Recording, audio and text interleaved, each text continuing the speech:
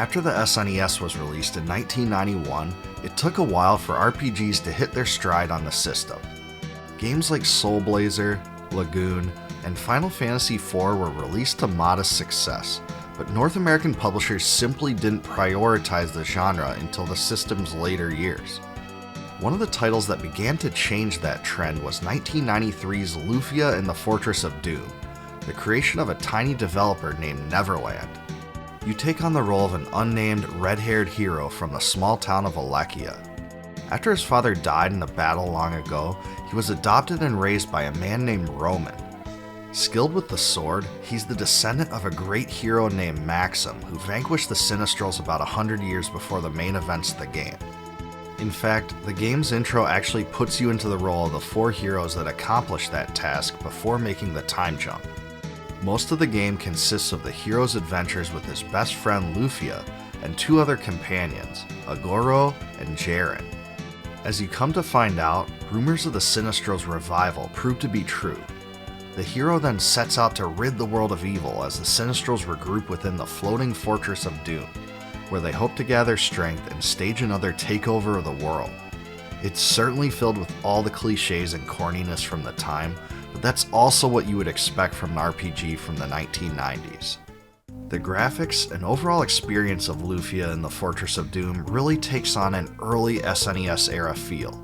So this one definitely looks more like Final Fantasy IV and Soul Blazer than it does Chrono Trigger or Super Mario RPG. It still has its own charm, of course, but it won't impress you with its visuals at all.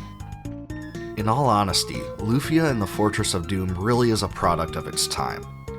This means it's an RPG with an incredibly high random encounter rate, something that will turn away some, but was just a fact of life back then. But that's not even the most frustrating aspect of this game. And that is, of course, the fact that your attacks won't default to a new enemy if the enemy you selected at the time of your move is dead.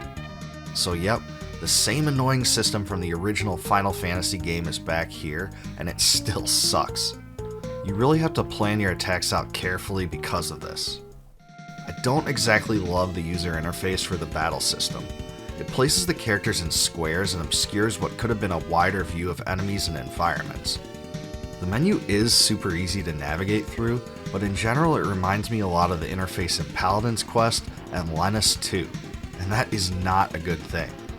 You'll also be forced in several places to grind levels before being able to proceed in the adventure. Otherwise you can get utterly destroyed by some enemies. I have to give great credit to the battles for one thing though. They're very fast paced for the era and play out in a streamlined way. This is really refreshing because many of the battles in RPGs of this time play out slowly, so at least this one subdues the frustration you'll feel from the super high random encounter rate, to some extent at least. The soundtrack was created by a team of 3 composers. It uses simple but infectious melodies and definitely stands out. There are parts you'll hear the same songs over and over in succession, but overall, this was a really good soundtrack. There's definitely enough variety here to keep you pleased. Some highlights for me were the town theme, castle theme, and the earth theme, all of which play throughout this video. The music is certainly one of the title's best aspects. As far as difficulty level, I think the game is tuned about right considering the number of enemy encounters you'll be forced into. Bosses provide a good challenge that will make you think, and dungeons aren't too complicated. The whole experience will give you over 30 hours on your first playthrough too, about what you'd expect from an RPG of this era. Lufia in the Fortress of Doom isn't one of my favorite RPGs on the SNES, but it's definitely a solid option that gets overshadowed today simply because other games gain more acclaim. But for 1993, it was definitely one of the best titles of its kind. GamePro and other publications gave it a lot of praise at the time, and was the top-selling SNES game in February of 1994, so it definitely was well received.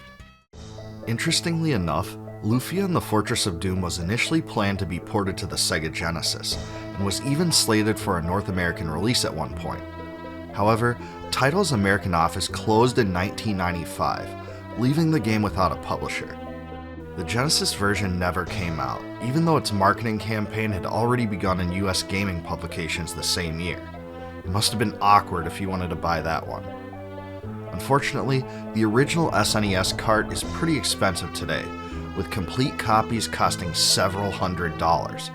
It was never remastered for any system, so that's the only way to play it outside of emulation.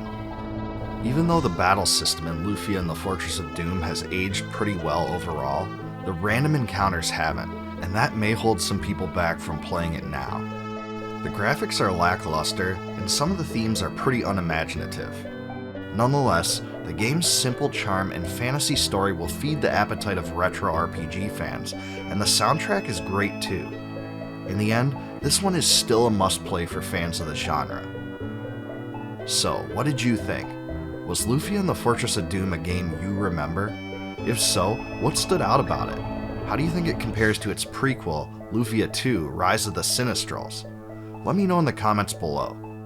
Please like, subscribe, and click the bell for more retro gaming content, and please join my Discord community linked in the description. Also, please consider supporting my channel via YouTube's Join feature to receive member bonuses, such as advanced videos and complete video transcripts.